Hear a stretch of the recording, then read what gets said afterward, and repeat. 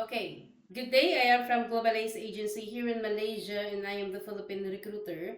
I receive verify data from Good Day Agency under Jazz. Am I right? Yes, ma'am.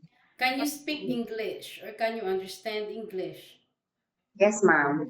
Are you a 100% willing to come and work here in Malaysia? Yes, ma'am. 100%. Do you have any friends or any family members working here?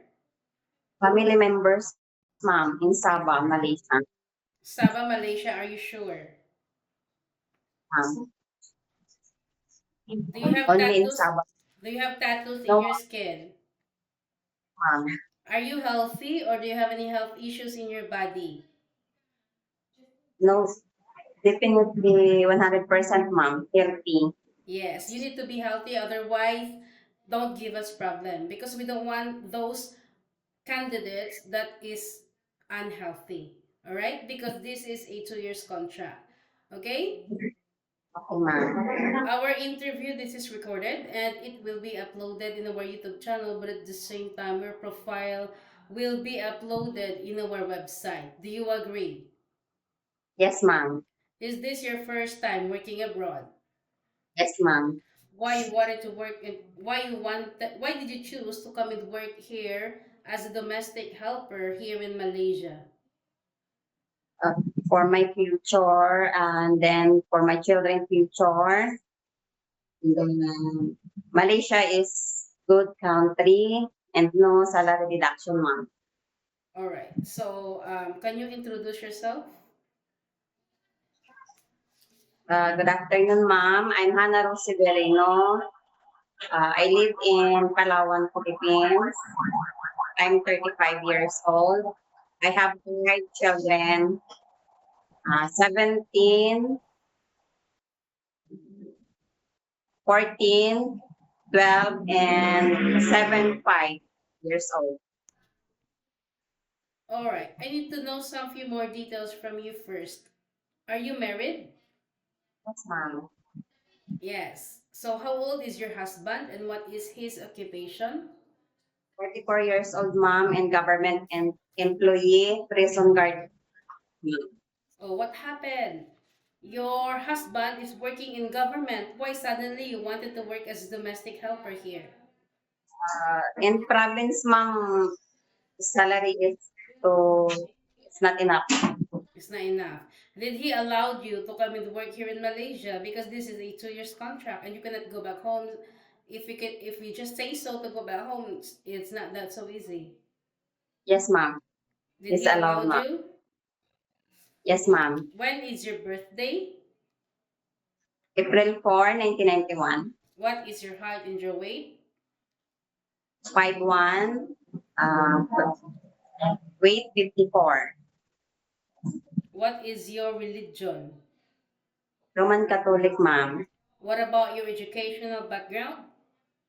High school graduate, ma'am. You mentioned that you got 5 children. Who will going to take care of these children later? Husband and my mother, ma'am. How old is your mother and what is her occupation? My mother is 60 years old, ma'am, and she have a sari-sari store. What about your father? 62 years old, and he's How many brother and sister do you have?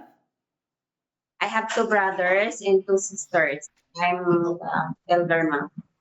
You are the you are the eldest. Okay. So according to your profile, it was stated that you have a working experience way back 2013 to 2019 as a construction secretary. Is it? Yes, ma'am. After that, you worked for how many years? 6. 6. After that, 2020 to 2026, you are a full-time mother. Yes, ma'am. So you don't have any working experience as a housemaid. No, ma'am. Only in house, ma'am. So Housewife. so how are you gonna convince the employer to choose you because you don't have any working experience as a housemaid? I can work, ma'am, like in work abroad and um, working abroad and working here in my house is same. I can cooking, I can cleaning, all of the above, ma'am. All of the above you can do. Ma'am, I can do. Oh, so are you willing to learn some new task? Yes, ma'am. Because I would like to let you know that working as a domestic helper, knowing that this is your first time working abroad, is not that so easy. This Yes, ma'am. this field is a very tough one. Okay? Yes, ma'am. Domestic helper is not that so easy that if you just wanted to quit, you can quit. No such Yes, a ma'am. thing. All right? That's why in our initial interview, we've been so transparent, okay?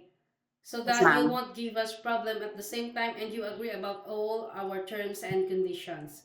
Houses here is quite big, really no joke. And employers here is really very particular when it comes of cleanliness. So you need to expect those unexpected things. Yes, ma'am. So are you ready for any task that the employer will be given to you? Yes, ma'am. 100%. Do you know how to cook? Yes, ma'am. What variety of cuisine you can prepare if you know how to cook? Filipino, but I want to learn Chinese food in Malaysia. You know, okay, so you know how to take care children, you know how to use washing machines, or you know how to hand wash clothes? You're sure? Can you take care children or baby? Yes, ma'am. Can you take care elderly people? Yes, ma'am. Can you caregiving for bedridden patient and disabled person? No, ma'am. Are you comfortable taking care of pets? Yes, ma'am. All right. So, as I have mentioned, this is a 2 years contract. And you cannot simply say you wanted to go back home because you miss your family, you cannot handle your job anymore, and if there is any uncertain situations that might happen to your family back in the Philippines. Yes, ma'am. Once I you know. terminate your contract without cause, you know also that there will be a consequences, which is you need to pay your employer, and at the same time, the agency has nobody force you to come and work here in Malaysia. Yes, ma'am. Are you aware that you cannot hold your phone for 24 hours? Yes, ma'am. Yes, ma'am. You can hold it during nighttime only. After you finish your job for the whole day, and you will render your phone on the next morning before you start your work. Of course, you are entitled to have a rest once a week, but you are not allowed to go out on your rest day. This is a strictly no go out policy. And if you will work on your rest day, employer will going to compensate your salary. Are you okay with our rules and regulations? Yes, ma'am. I will understand. This is being a first timer, homesickness will frequently attack you. How are you going to handle it later? I will keep busy, ma'am, myself to avoid missing them. Are you comfortable taking care instruction or following instruction? So you are patient and hardworking. Are you sure? Maybe you just say yes only because we are doing the initial interview. No, ma'am. How do you handle your mistakes? Mm, patient, ma'am. Patient. So do you think working as a domestic helper could have long patience? Yes, ma'am. Of course, because you cannot simply say you wanted to go back home. Yes, ma'am. Remind yourself why you wanted to come and work abroad because you wanted to sustain your family's needs and you wanted to give a better future for your children at the same time. In Philippines, we can do whatever we want. We can be the boss there. We can be the boss in our own house or wherever we go as long as because that one is our motherland, right? But here in Malaysia, no such a thing. We need to follow the rules and regulations of the employer and we need to respect the culture of the employer at the same time. Any Yes, ma'am. problems or any concerns, inform your employer because you will be the one working inside the premises for 2 years, yeah? Yes, ma'am. Well, I think that's all for now, Hannah Rose. It was my pleasure meeting you. But please stay connected through WhatsApp because Globalize agents will going to contact you to conduct an interview together with the employer, okay? Bye, Thank you ma'am. so Yes, much ma'am. and have a good day. Thank you, ma'am. Okay.